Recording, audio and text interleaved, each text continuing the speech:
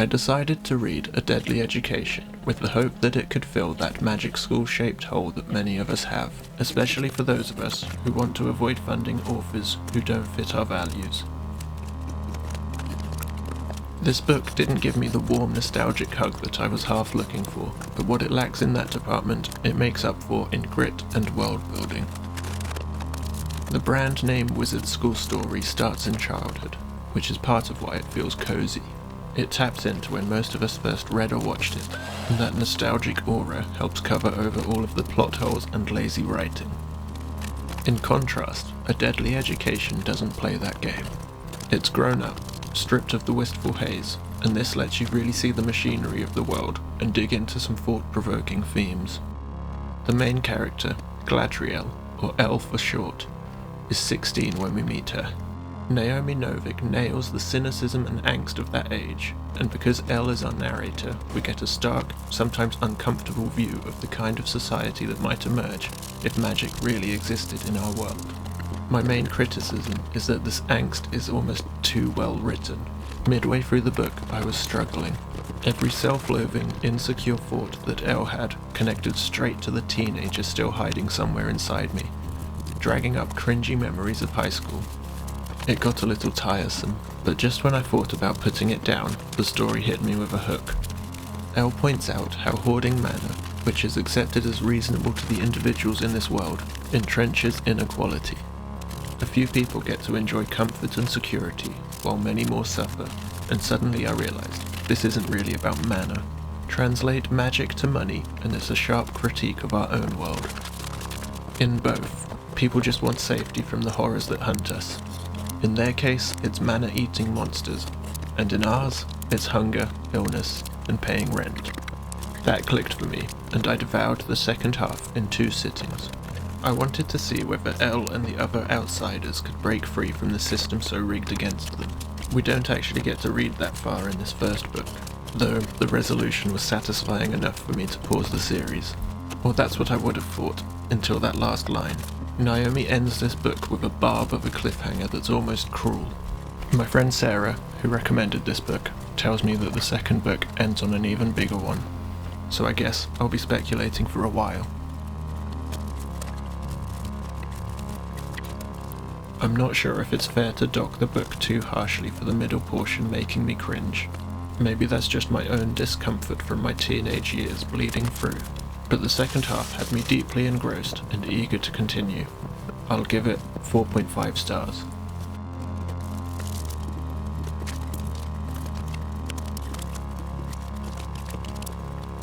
Now for the binding side.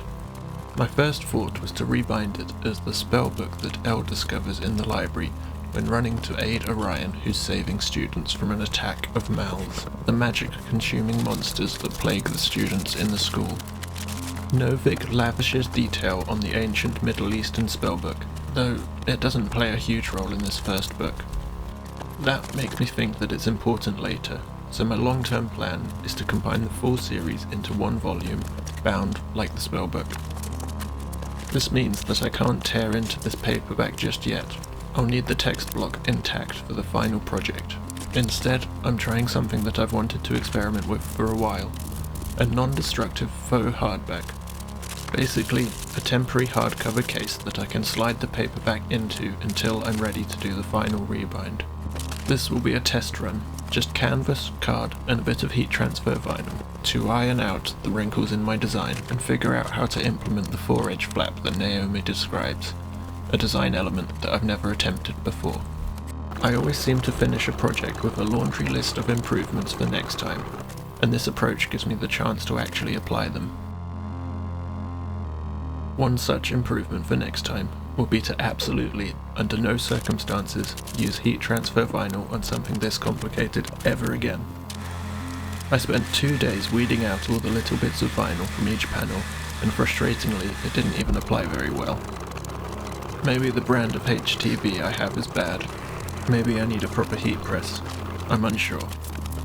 If you use heat transfer vinyl yourself, I'd really appreciate some tips to help me improve. The vinyl that I'm using here is a brand called Frog Vinyl. It would stick in some spots and not others. pulling the transfer film was awful, and right when I thought that I was finished, I overheated the main panel on the front, whilst trying to replace the last few letters that hadn't stuck down on the front cover.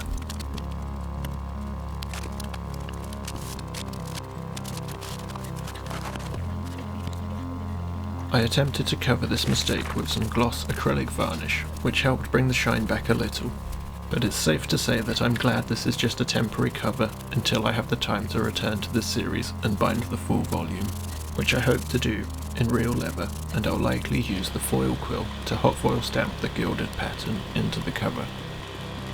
Through all my struggles with the vinyl, I'd been procrastinating on figuring out the internal structure of this slipcase. I was able to put it off for slightly longer while I made the hardware for the leather straps that'll hold the 4-edge flap closed.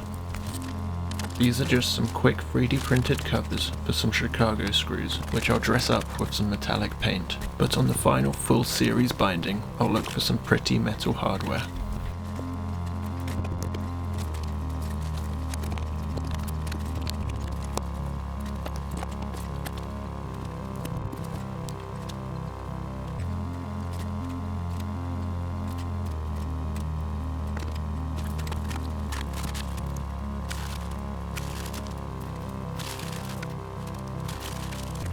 Making the hardware gave me time to think about how to build the inner structure.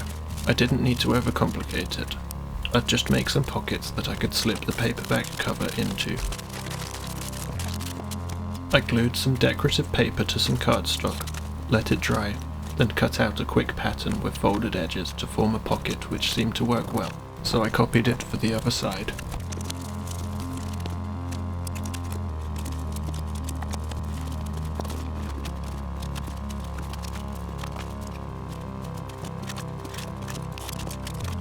Fortunately, I remembered that I needed to drill the holes for the hardware and screw them in before I lost access after gluing down the pockets.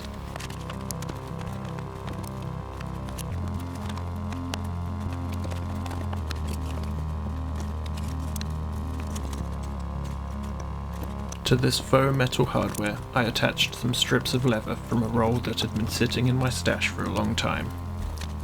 It was very dry, and the colour would crack away from it every time that I flexed it, which isn't ideal, but it did help me with positioning the holes on the front cover.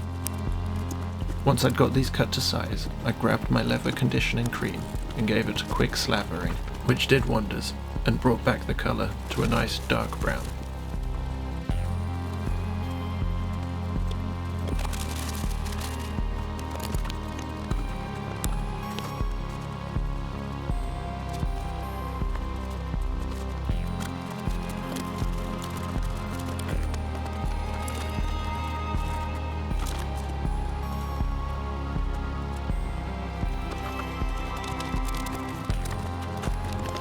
All that was left to do was to glue the pockets in place and test them out. And then it was ready for the reveal. If you've read A Deadly Education, I'd love to hear how you pictured Elle's spellbook and if I came close to your imagination. If you're excited to see the full version and hear more of my thoughts on the series, make sure that you're subscribed. And if you throw a like on this video, it might motivate me to pick up the next book sooner. Thank you all for watching. See you next time.